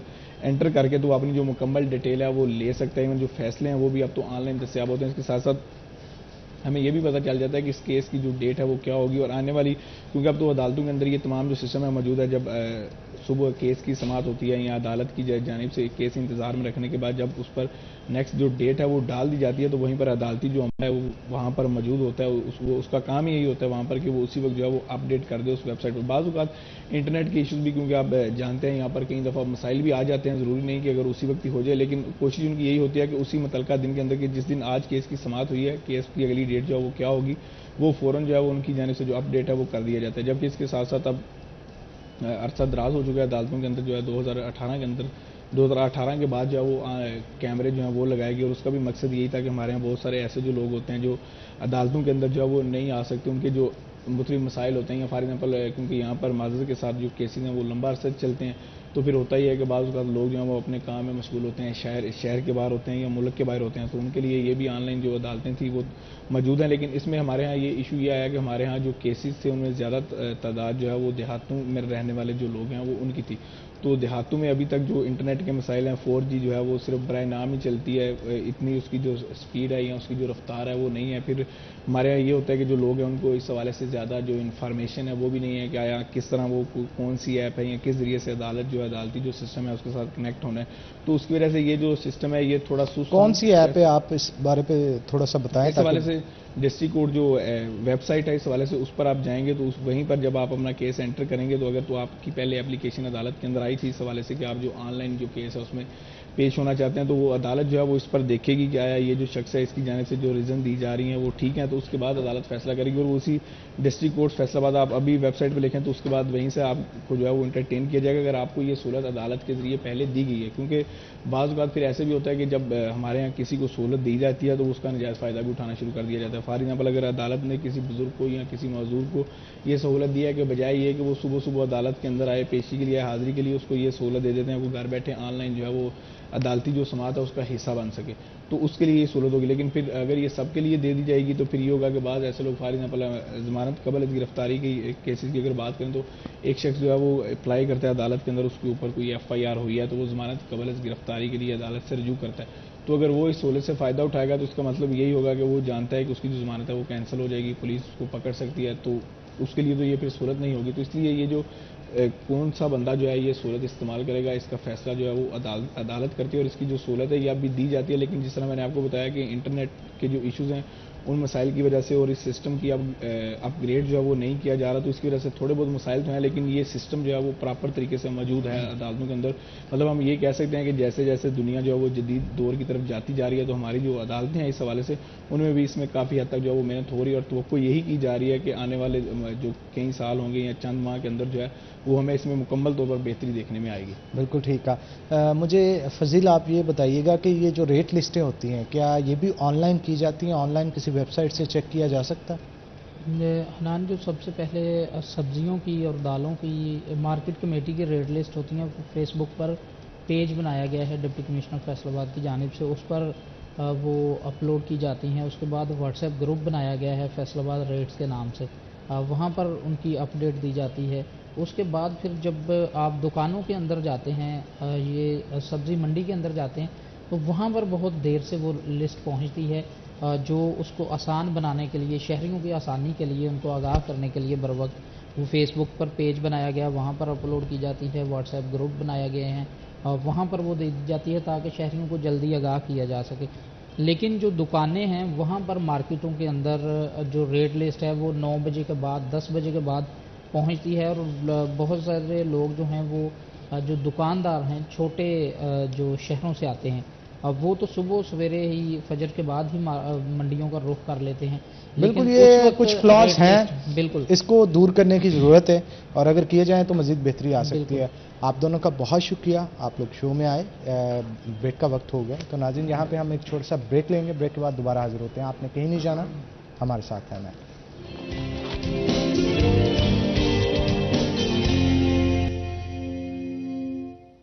ویلکم بیک ناظرین، بریک کے بعد خوش آمدید. جیسا کہ بھی ہم ڈسکشن کر رہے تھے کہ مہنگائی جو ہے وہ دن بدن بڑھتی چلی جا رہی ہے، اور اس مہنگائی کی وجہ سے عام آدمی کافی پریشان ہے. کس طرح سے گزر بسر کرے، گھر میں کیا پکایا جائے، روزانہ کی بنیاد پہ ہمیں آپ کا خیال ہوتا ہے. اسی وجہ سے جناب ایک اسپیشل سیگمنٹ آج کے بھاؤ جو ہے وہ ہم نے انٹروڈیوس کروایا. تو چلتے ہیں آج کے ہماری جو سیگمنٹ ہے آج کے بھاؤ کی طرف. بلال ڈوگر ہمارے ساتھ موجود ہوں گے. بلال مجھے بتائیے گا کہ کیا صورتحال ہے مارکیٹ کمیٹی کی طرف سے جو لسٹ شائع کی گئی ہے جس میں تمام اشیاء خورنوش اور اس کے ساتھ ساتھ سبزیوں اور فروٹس کی لسٹ بنائی گئی ہے. آج ریٹس اوپر جا رہے ہیں یا بنسبت کل کے کم ہو رہے ہیں؟ مارکیٹ کمیٹی فیصل آباد کی جانب سے آج بروز ہفتے کی ریٹ لسٹ جو جاری کر دی گئی ہے. ریٹ لسٹ کے اوپر نظر دوڑائیں تو برائل مرغی گوشت، انڈے فارمی مستحکم مہنگے لیکن دکھائی دیتے ہیں. سبزیوں میں تیزی دیکھی جا رہی ہے لیکن کچھ کمی بھی ہوئی ہے. پھل مکمل طور پر مستحکم ہے. سب سے پہلے برائل مرغی کے اوپر نظر دوڑائیں تو گوشت 500 روپے برقرار ہے. انڈے فارمی آج نہیں بڑھے لیکن گزشتہ روز بڑھے تھے، 274 روپے درجن کی قیمت کے اوپر برقرار ہیں. اب سبزیوں میں آلو 68، پیاز 60، ٹماٹر 40، ادرک تھائی لینڈ 680، لہسن چائنا 385 روپے برقرار ہے. لیمو دیسی 50 روپے سستے ہوئے ہیں، 410 سے 360 کے ہو گئے ہیں. گھیا توری 20 روپے مہنگی ہوئی ہے، 85 سے 105. ٹینڈے 10 روپے سستے ہوئے ہیں، 145 سے 135. ٹینڈی 11 روپے مہنگی ہوئی ہے، 44 سے 55. کریلا 15 روپے مہنگا ہوا ہے، 40 روپے سے 55. گھیا کدو 5 روپے سستے ہوئے ہیں، 45 روپے سے 40. کھیرے 12 روپے مہنگے ہوئے ہیں، 38 سے 50 روپے. عربی 15 روپے مہنگی ہوئی ہے، 190 سے 205 روپے. سیب کالا کلو 320 پہ ہے، سیب سفید 190 پہ. کیلا 320 روپے درجن پہ ہے. خربوزہ 75، گرما 30، فالسا 350، لوکاٹ 90، اسٹرابری جو ہے 80 روپے کی قیمت کے اوپر برقرار ہے. تو مکمل صورتحال دیکھیں لسٹ کے اوپر تو چیزیں عوام کے لیے عید کے بعد جو ہیں وہ کچھ سستی ہوئی، لیکن اس کے بعد سے دوبارہ سے ریوائیو ہوا اور قیمتیں بلندری سطح پہ جانے کا سلسلہ جاری ہے اور مہنگی سے مہنگی ہوتی چلی جا رہی ہے، جو کہ عام آدمی کی پہنچ سے دور ہے. جی بہت شکریہ بلال، آپ صورتحال کے حوالے سے آگاہ کر رہے تھے. آگے بڑھتے ہیں جناب. جیسے کہ آپ کو پتہ ہے کہ دن بدن جیسے شفٹ ہوتا ہے نا، ویدر چینج ہوتا ہے، تو اس کی وجہ سے بہت سارے مسائل کا سامنا کرنا پڑتا ہے. جب سردیاں آ رہی ہوتی ہیں اور جب سردیاں جا رہی ہوتی ہیں، تو اس دوران جب ایک ٹمپریچر یا کچھ دن پلیزنٹ ویدر ایسا آتا ہے جس دوران مچھروں کی افزائش جو ہے وہ دن بدن بڑھنے لگتی ہے اور اسی کی وجہ سے ڈینگی سر اٹھانے لگتا ہے. اب ڈینگی سر کیوں اٹھانے لگتا ہے؟ کون سی ایسی وجوہات ہیں جس کی وجہ سے دن بدن اس کی تعداد میں اضافہ ہوتا ہے اور کیسز دیکھے جائیں ہاسپٹلس کے اندر تو وہ بڑھتے چلے جاتے ہیں؟ محکمہ صحت اس حوالے سے کافی سیریس نظر آتا ہے اور بہت سارے آپریشنز بھی شہر کے اندر کیے جاتے ہیں، اسپریز بھی کیے جاتے ہیں تاکہ ڈینگی کے افزائش کو روکنے کے لیے اسے لاروے پہ، جب لاروا افزائش کر رہا ہوتا ہے اس پوائنٹ پہ ہی اس کو ختم کر دیا جائے. لیکن جہاں پہ محکمہ صحت کے بہت سارے کام ہوتے ہیں کرنے والے، ہماری ذاتی طور پہ اپنے طور پہ بھی دیکھنا چاہیے کہ ہم گھروں کے اندر جو ہم نے ٹائر رکھے ہیں یا واٹر ٹب جو ہے وہ کھلا چھوڑا ہے، وہاں پہ کئی دن جو ہے وہ مچھر آ کے ایگز اپنے دیتے ہیں اور پھر وہ لاروا بنتا ہے اور اس سے پھر مچھر ڈینگی کا بن کے افزائش کر کے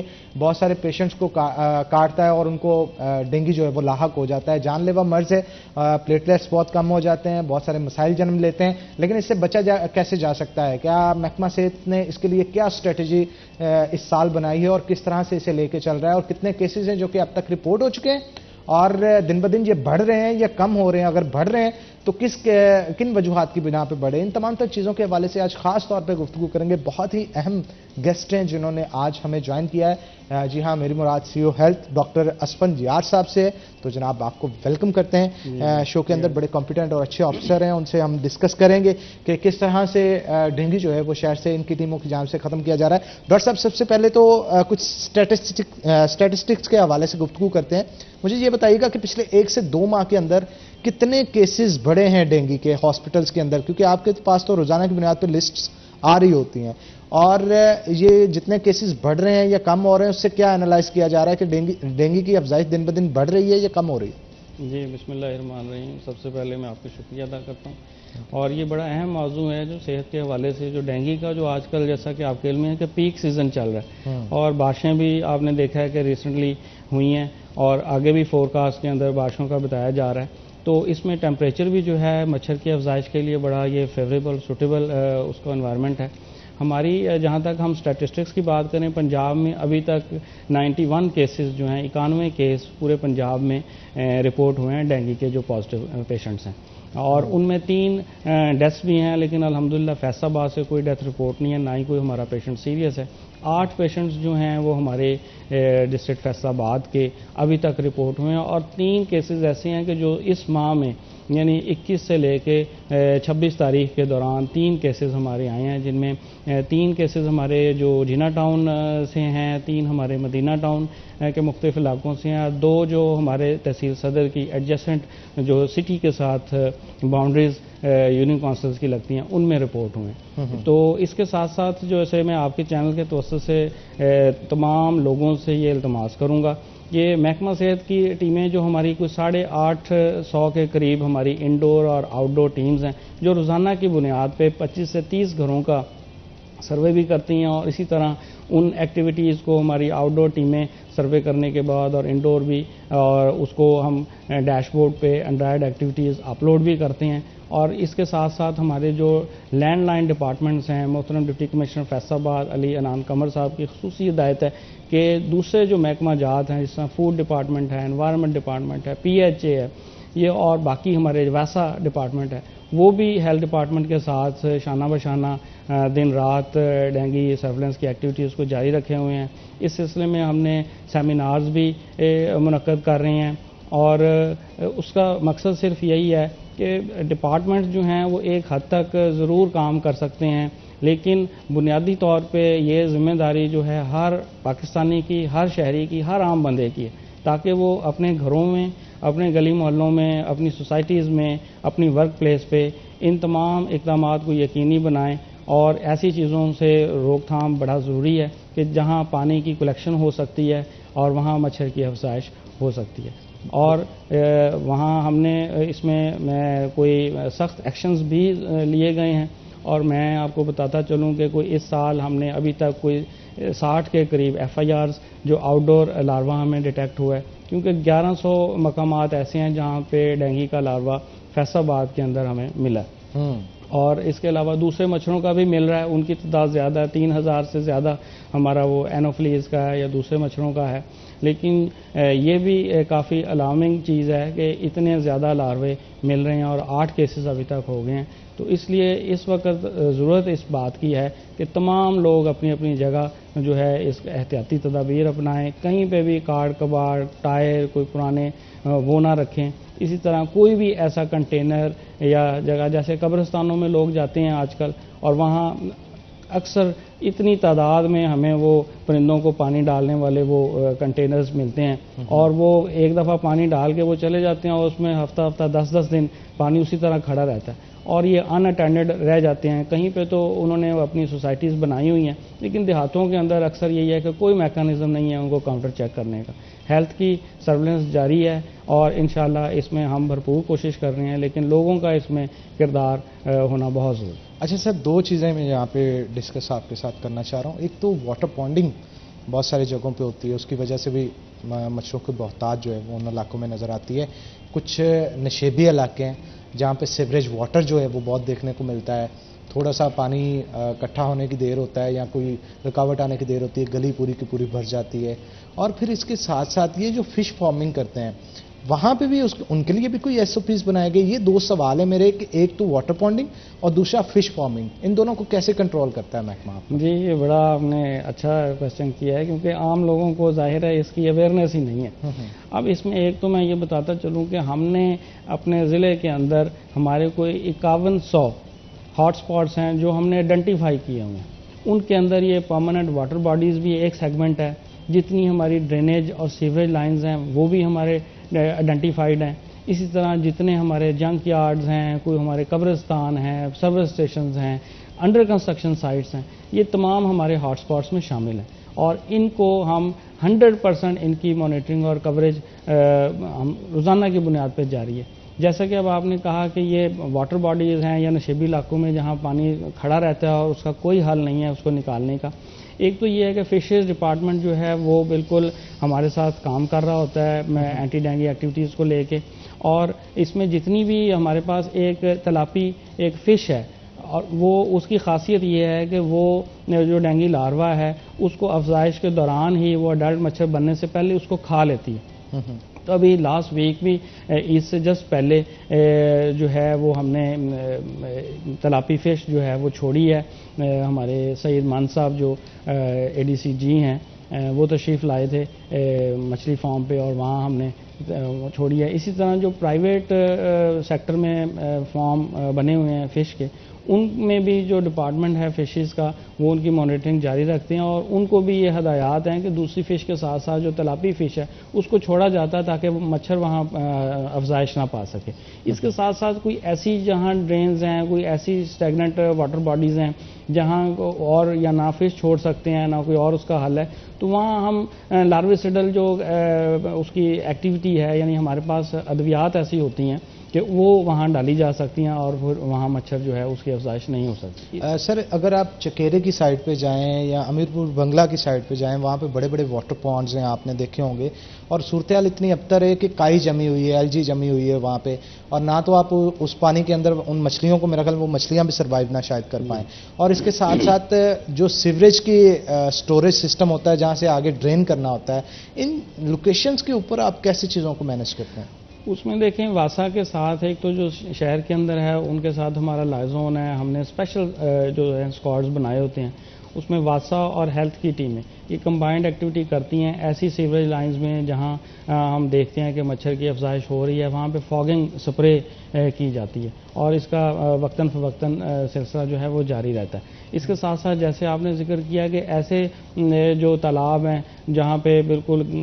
گندا پانی کھڑا ہے، اس کی کوئی ڈرینیج کا بھی انتظام نہیں ہے، وہاں ہمارے پاس ٹیمی فاس ایک گرینیولز دوائی ہوتی ہے جس کو ہم اس کے پر اسکوائر فٹ ایریا کے حساب سے جو ہے وہ کیلکولیٹ کر کے محکمہ صحت کی ٹیمیں ہی اس میں وہ دوائی پھینک دیتے ہیں، اور پھر اس میں جب وہ دوائی ڈال دیں تو ٹیمی فاس کے بعد جو مچھر وہاں اس کی افزائش نہیں ہو سکتی. سر جتنے کیسز رپورٹ ہو رہے ہیں کس علاقے کے زیادہ کیسز رپورٹ ہو رہے ہیں پاکستان فیصل آباد کی اگر اسپیسیفکلی بات کی جائے؟ جی فیصل آباد کی اگر ہم بات کریں تو رورل تحصیلوں سے کیسز نہیں آ رہے چونکہ وہاں پہ شاید اوپن ایریا مطلب نو ڈاؤٹ زیادہ ہوتا ہے, امیونٹی بھی زیادہ ہوتی ہے, امیونٹی بھی زیادہ ہوتی ہے وہ, لیکن شہر کے اندر چونکہ کنجسٹڈ ایریاز ہیں, اربن سلمز ہوتے ہیں وہاں, اور لوگوں کے چھوٹے چھوٹے گھروں کے اندر 3 فیملیز آپ دیکھیں کہ رہ رہی ہوتی ہیں, اور پھر وہ ان اٹینڈڈ چیزیں وہاں زیادہ رہ جاتی ہیں کہ چھتوں کے اوپر اگر کسی نے گملے رکھ دیے ہیں, کسی نے کوئی پرانا سامان رکھ دیا ہے تو اس کو کوئی توجہ نہیں دے رہا. اگر گھر کی ٹینکی جو پانی والی ہے اس کا ڈھکن ٹوٹ گیا ہے, وہ موسٹلی جگہوں پہ ہمیں اسی طرح وہ انکورڈ مل رہی ہیں. تو شہروں کے اندر یہ ہمارے کیسز زیادہ ہیں. اگر میں فیصل آباد کے 8 کیسز کی بات کروں کو جیسے میں نے پہلے ذکر کیا ہے کہ 3 کیسز ہمارے جناح ٹاؤن کی مختلف یونین کونسل سے رپورٹ ہوئے ہیں, اور اسی طرح 3 مدینہ ٹاؤن سے اور 2 ہماری تحصیل صدر سے ہوئے ہیں. لیکن اس میں یہ ایک خوشائند بات ضرور ہے کہ پچھلے سال کی نسبت جو پازیٹیو کیسز ہیں وہ کم ہیں اور لاروے کی ڈیٹیکشن زیادہ ہے. اس کا مطلب یہ ہے کہ سرویلنس جو ہے ہماری ٹیمیں افیکٹولی کر رہی ہیں, واٹر سیمپلنگ افیکٹولی کر رہی ہیں, اسی لیے لاروا بھی مل رہا ہے. اور اس کے ساتھ ساتھ ہم نے کوشش کی ہے, ڈپٹی کمشنر صاحب کی ہدایت ہے کہ اس کے تمام جتنے بھی ہمارے ہاٹ سپاٹس ہیں ان میں اویئرنیس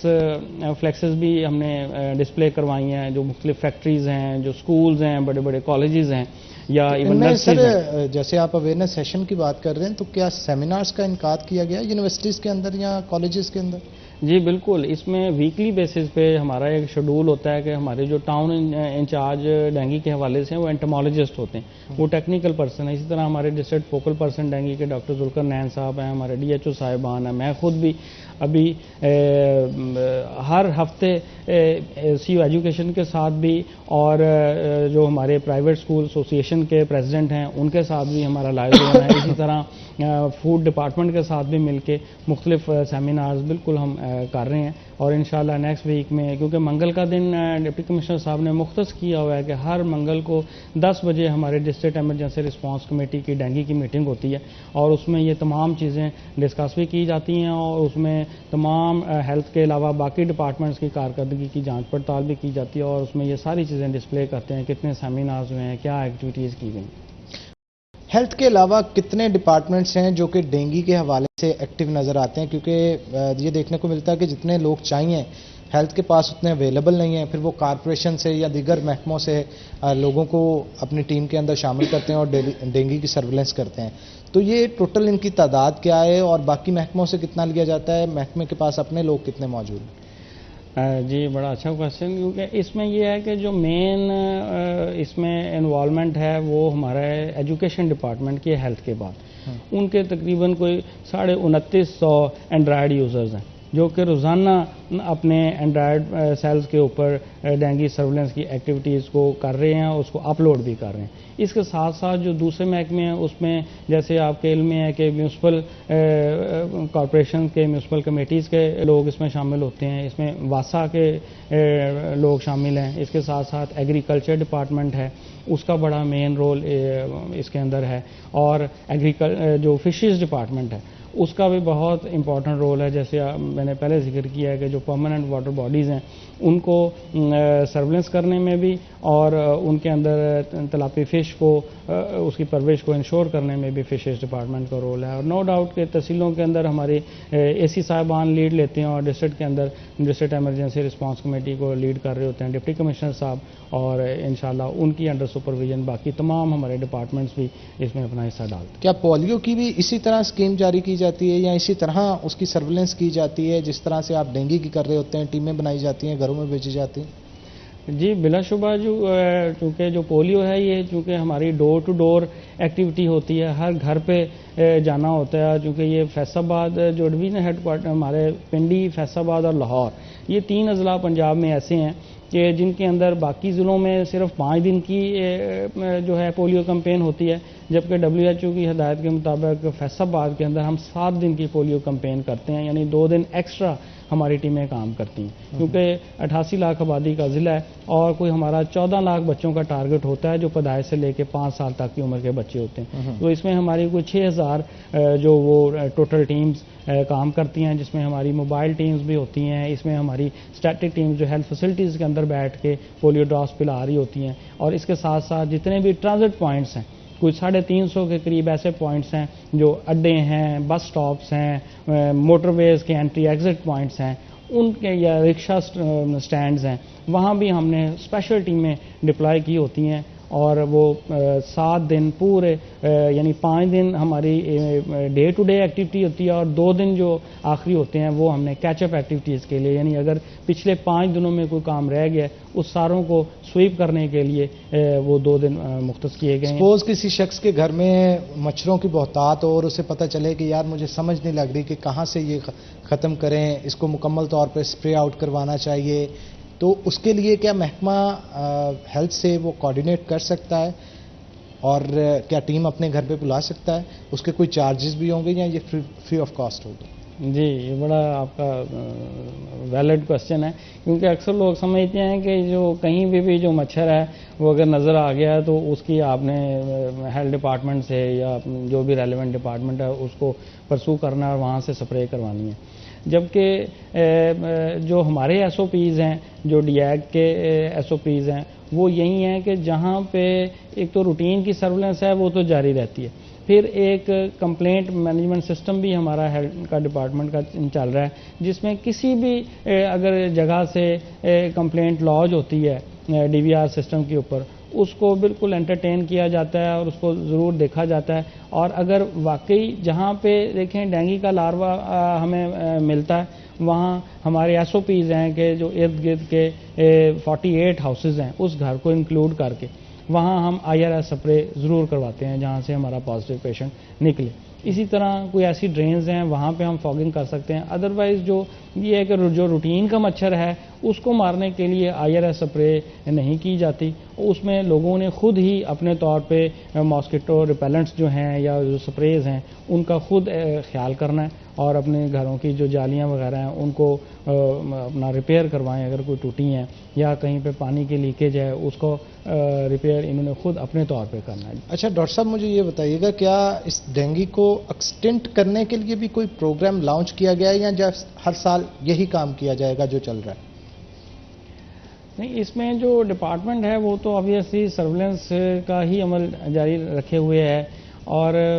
اس کو یعنی اگر آپ کہیں کہ بالکل مکمل طور پہ ختم ہو جائے وہ تو ابھی تک اس کو کہنا مشکل ہے، پاسبلٹی نہیں ہے. اس کا سائنٹیفک لیول کے اوپر کوئی حل جو ہے وہ دیکھنا پڑے گا. اس پہ مزید گفتگو کریں گے لیکن ایک چھوٹی سی بریک کے بعد. تو ناظرین یہاں پہ ہم بریک لے رہے ہیں، بریک کے بعد دوبارہ حاضر ہوتے ہیں. آپ نے کہیں نہیں جانا،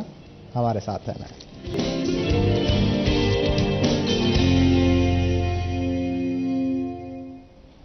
ویلکم بیک جناب. ہمارے ساتھ CO ہیلتھ ڈاکٹر اسفند یار صاحب موجود ہیں. مزید گفتگو ان کے ساتھ کریں گے. ڈاکٹر صاحب، ڈینگی کے حوالے سے تو بریفلی انٹروڈیوس کیا آپ نے کہ کس طرح سے محکمہ ہیلتھ جو ہے وہ کام کر رہا ہے. اب میرا خیال ہے تھوڑا عطائیت کے اوپر بھی گفتگو کر لینی چاہیے، کیونکہ اگر دیکھا جائے ہمارے شہر فیصل آباد کی آبادی دن بدن بڑھتی چلی جا رہی ہے. 80 لاکھ سے زائد کی آبادی ہو چکی ہے، اور کچھ گنجان آباد علاقے اتنے ہیں کہ وہاں پہ لوگ ہاسپٹلس کو اپروچ کرنے کی بجائے نا ان کی کوشش ہوتی ہے کہ نزدیک ترین کوئی ڈسپینسری ہے تو وہاں پہ جا کے ڈاکٹر سے جو ہے دوائی لے لیں. اب بہت سارے لوگ ایسے ہیں جنہوں نے کمپاؤنڈری ساری عمر کی ہوتی ہے، کوئی نہ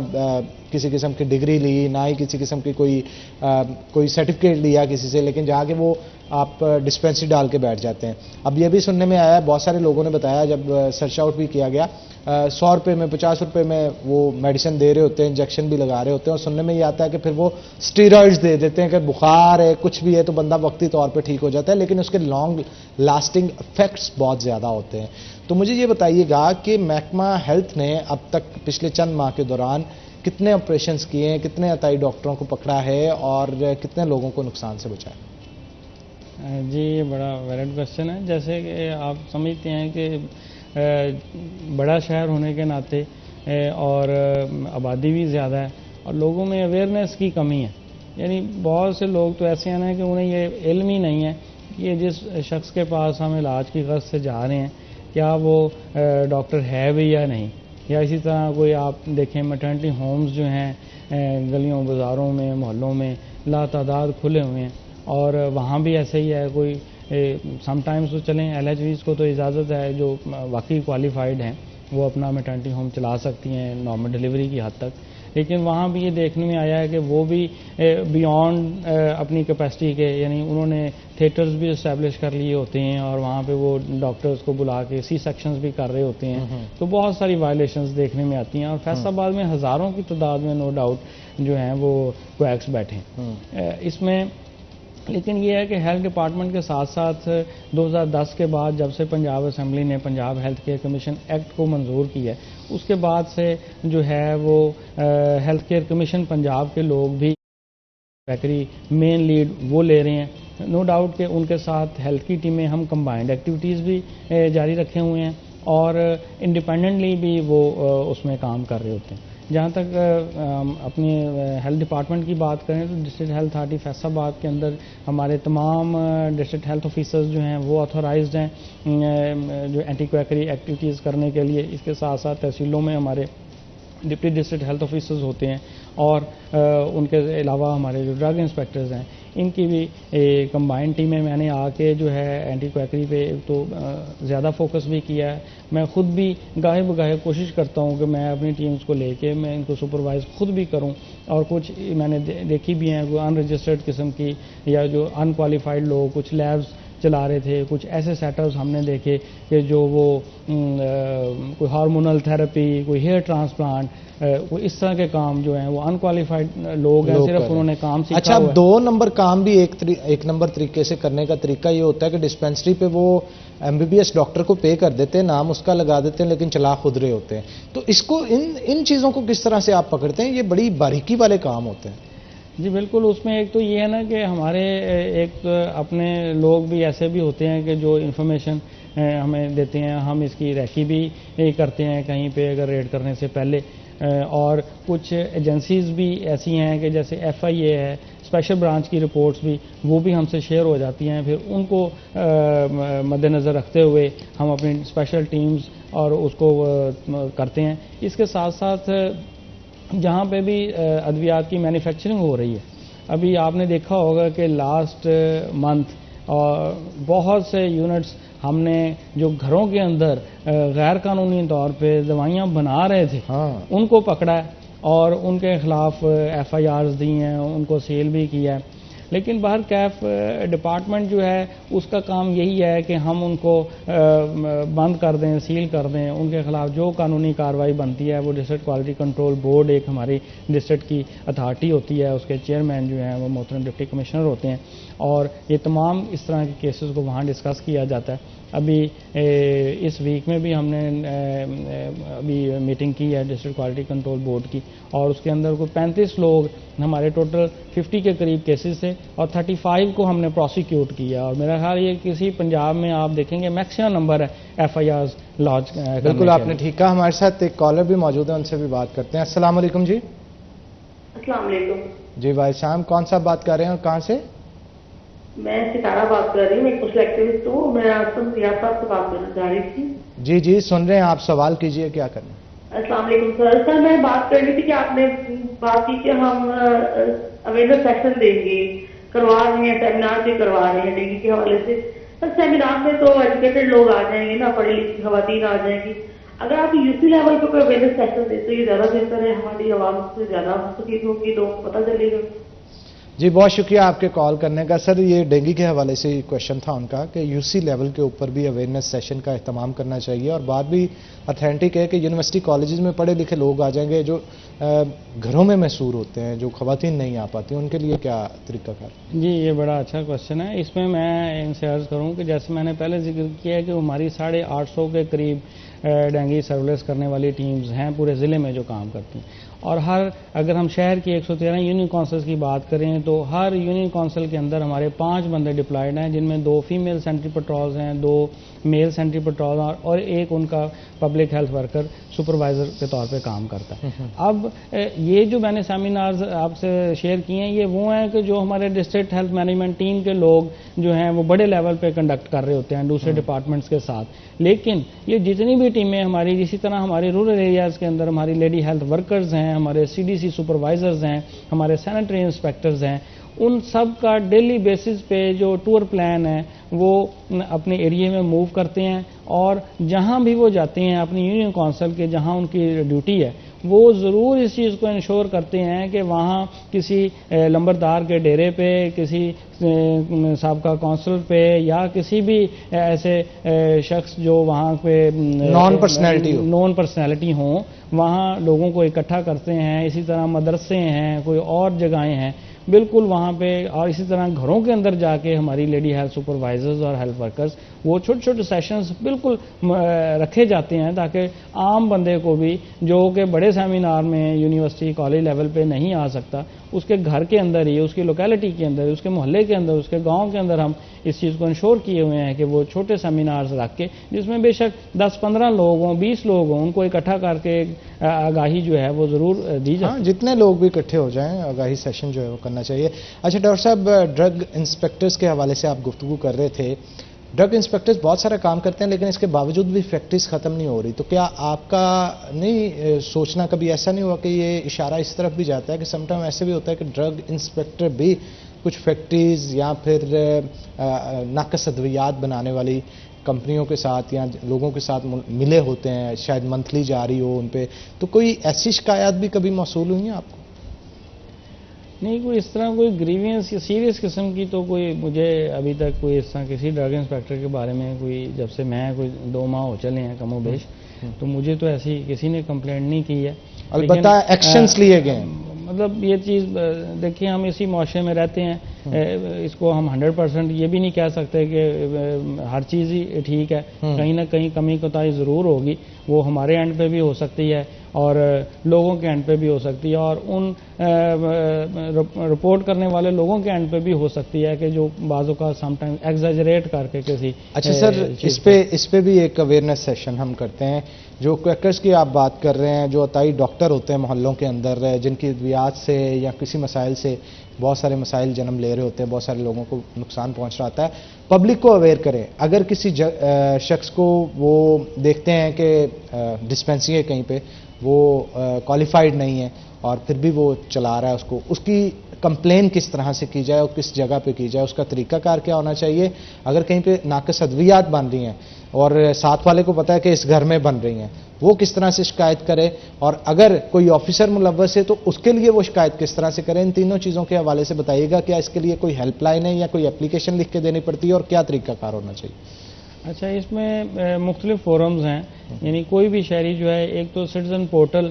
کمپلینٹ سسٹم ہے، وہ آلموسٹ میرا خیال ہے کہ اب بہت لوگوں کو پتہ ہے اور لوگ بڑے ویل اویئر ہیں۔ اس میں نہ صرف عطیت بلکہ کوئی بھی ایسا ایشو، جیسے آپ نے کسی ملازم کے بارے میں کوئی کمپلینٹ ہے یا کوئی کسی پہ کوئی انلیگل کام کہیں بھی کوئی ہو رہا ہے، تو وہ بالکل اس پہ پورٹل پہ بھی کمپلینٹ کر سکتے ہیں، وہ بھی مارک ہو کے جس ڈسٹرکٹ کی ہو وہ آ جاتی ہے متعلقہ محکمے تک۔ اس کے ساتھ ساتھ ڈپٹی کمشنر صاحب چونکہ ہمارے چیئرمین ہیں ڈسٹرکٹ ہیلتھ اتھارٹی کے، ان کے آفس کے اندر کمپلینٹ سیل موجود ہے، وہاں پہ بالکل درخواست دی جا سکتی ہے، وہ بھی اس پہ بھی کارروائی عمل میں لائی جاتی ہے۔ اس کے ساتھ ساتھ جو ہے، اگر ہم ڈسٹرکٹ ہیلتھ اتھارٹی کی بات کریں تو CO آفس میں بھی کوئی بھی بندہ آ کے اپنی درخواست وہ جمع کرا سکتا ہو۔ بالکل ٹھیک ہے، بالکل ٹھیک ہے سر۔ ہم یہاں پہ ایک چھوٹا سا بریک لیتے ہیں، بریک کے بعد دوبارہ جو ہے وہ ڈسکشن کو جاری رکھیں گے۔ تو چھوٹا سا بریک کے بعد دوبارہ آتے ہیں، کہیں نہیں جانا، ہمارے ساتھ رہنا ہے آپ نے۔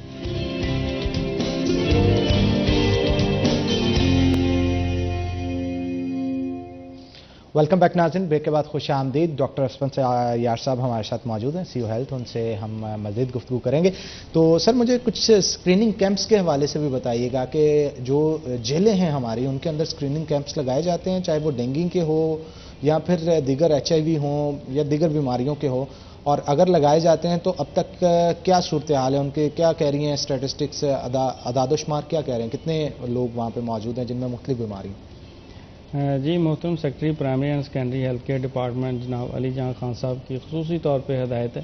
کہ جیلوں کے اندر پورے پنجاب میں مارچ کے مہینے میں ہم نے اسکریننگ کیمپس اس میں ڈسٹرکٹ جیل میں بھی، بوسٹل جیل اور سینٹرل جیل فیصل آباد کی، ان تینوں میں ہم نے جو ہے اپنی ٹیمیں ڈپلائی کی تھیں، اور اس میں ایڈز کنٹرول پروگرام پنجاب ان کے بھی لوگ شامل تھے اور ہیلتھ ڈپارٹمنٹ کے بھی۔ اس میں جتنے بھی وہاں پہ قیدی تھے، اور نہ صرف قیدی بلکہ وہاں جتنا بھی عملہ جیل ڈپارٹمنٹ کا تھا ان کی بھی اسکریننگ کی گئی ہے۔ اچھا۔ اور اس کے اندر یعنی hepatitis B C, TB کے اور ایڈز کے نہ صرف ٹیسٹ کیے ہیں بلکہ اس کے ساتھ ساتھ جن کو یہ نیگیٹو تھا ہیپاٹائٹس سی، ان کی ویکسینیشن بھی کی گئی ہے، اور اگر کسی کا خدا نخواستہ پازیٹیو آیا ہے ہیپاٹائٹس اور یا ٹی بی پازیٹیو آیا ہے تو اس کا پی سی آر بھی ہم نے فری آف کاسٹ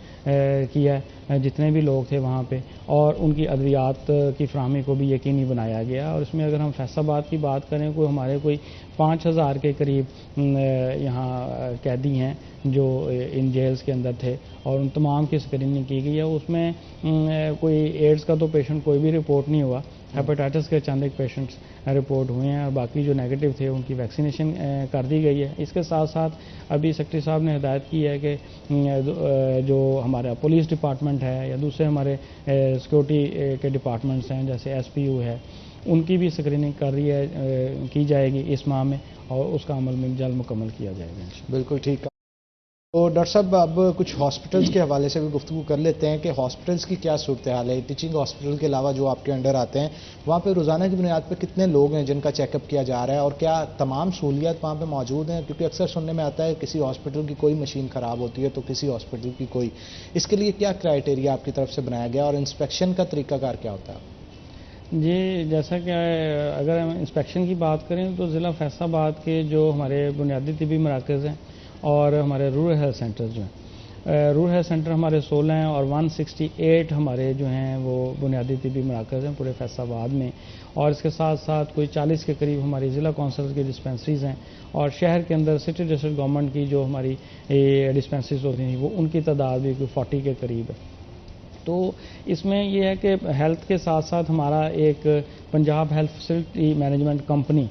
جو ہے وہ انتظامی معاملات جو ہیں وہ بیسک ہیلتھ یونٹس کے اور رورل ہیلتھ سینٹرز کے وہ ان کو وہ دیکھ رہی ہیں فیصل آباد میں، اور اس کے ساتھ ساتھ ہیلتھ ڈپارٹمنٹ کے لوگ بھی جس طرح ہمارے تحصیلوں کے ڈپٹی ڈسٹرکٹ ہیلتھ آفیسرز ہیں، ڈی ایچ اوز ہیں، یہ سارے اپنی روزانہ کی بنیاد پہ مانیٹرنگ کرتے ہیں۔ اسی طرح ہمارے ڈسٹرکٹ لیول پہ مختلف جو پروگرامز چل رہے ہیں، جس طرح ہمارا ایک کا IRMNCH پروگرام ہے، اس کے ڈسٹرکٹ کوآرڈینیٹر ہوتے ہیں، ٹی بی کا پروگرام ہم ڈسٹرکٹ لیول پہ چل رہا ہے، اس کے ڈسٹرکٹ کوآرڈینیٹر ہیں، اور اس کے ساتھ ساتھ ہمارا جو ڈینگی کا پروگرام ہے اس کے ڈسٹرکٹ فوکل پرسن ہیں، وہ سارے اپنے اپنے سیگمنٹس کو روزانہ کی بنیاد پہ نہ صرف فیلڈ فارمیشنز کو دیکھتے ہیں بلکہ ہیلتھ فیسلٹیز کی انسپیکشنز بھی کی جاتی ہے، اور ہزاروں کی تعداد میں لوگ نو ڈاؤٹ روزانہ کی بنیاد پہ اس میں علاج کی غرض کے لیے آتے ہیں۔ اگر ہم کیٹیگری وائز بات کریں تو چونکہ BHU ایک چھوٹا ہوتا ہے، 2 بستروں کا ہسپتال ہوتا ہے جو ایک یونین کونسل لیول کے اوپر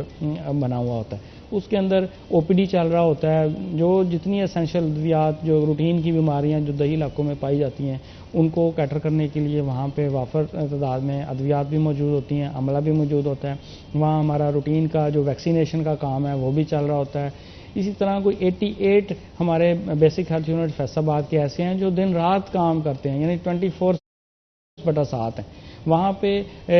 مارننگ میں کے علاوہ ایوننگ اور نائٹ شفٹ میں بھی ہمارا ڈلیوری کے لیے LHEs اور آیا اور سیکورٹی گارڈز وہ موجود ہوتے ہیں، اور ان کا جو ہے ہمارا اگر ہم ٹارگٹس کی بات کریں کو ڈلیوری کا ہمارا جو ہے ہر BHU کا ہم نے 35 ڈلیوریز جو 24/7 ہیں ان کا ٹارگٹ ہے، 15 ڈلیوریز کا ٹارگٹ نارمل BHUs کا ہے۔ اسی طرح اگر رورل ہیلتھ سینٹر کی بات کریں 50 ڈلیوریز کا ان کا ٹارگٹ ہے، اور اس میں سب ہے کہ یہ الحمدللہ ہم ٹارگٹ اچیو بھی کر رہے ہیں، اور اس کے ساتھ ساتھ سیکرٹری صاحب کی خصوصی ہدایت ہے کہ یہ جتنا بھی ہمارا ڈیٹا ہے، جتنا پیشنٹ OPD میں آ رہا ہے، یہ الیکٹرانک میڈیکل ریکارڈ اس کا مینٹین کیا جا رہا ہے۔ ٹیبز جو ہیں وہ ہر BHU کے اوپر 4 ٹیبز عملے کے پاس موجود ہیں. جیسے جیسے اس نے پہلے رجسٹریشن کروانی ہے, اس کا انرولمنٹ ہوگی, آن لائن رجسٹریشن ہوگی, اس کے بعد ڈاکٹر کے پاس جائے گا, وہ دوائی تجویز کریں گے آن لائن, ڈسپینسر جائے گا, دوائی کی ایکسپینس کرے گا, اگر اس نے LHV کے پاس کوئی اس نے حفاظتی ٹیکہ لگایا وہ بھی آن لائن. بالکل ٹھیک کہا آپ نے ڈاکٹر صاحب, بہت شکریہ آپ کا آج آنے کے لیے. بڑی زبردست و مفید ڈسکشن رہی ہے آپ کے ساتھ, اور شو کا وقت کیونکہ ختم ہونے کے قریب ہے, اس لیے ناظرین سے میں اجازت چاہوں گا. انشاءاللہ اگلے پروگرام میں آپ سے ملاقات ہوگی, تب تک کے لیے اجازت دیجیے حنان بخاری کو. اللہ حافظ.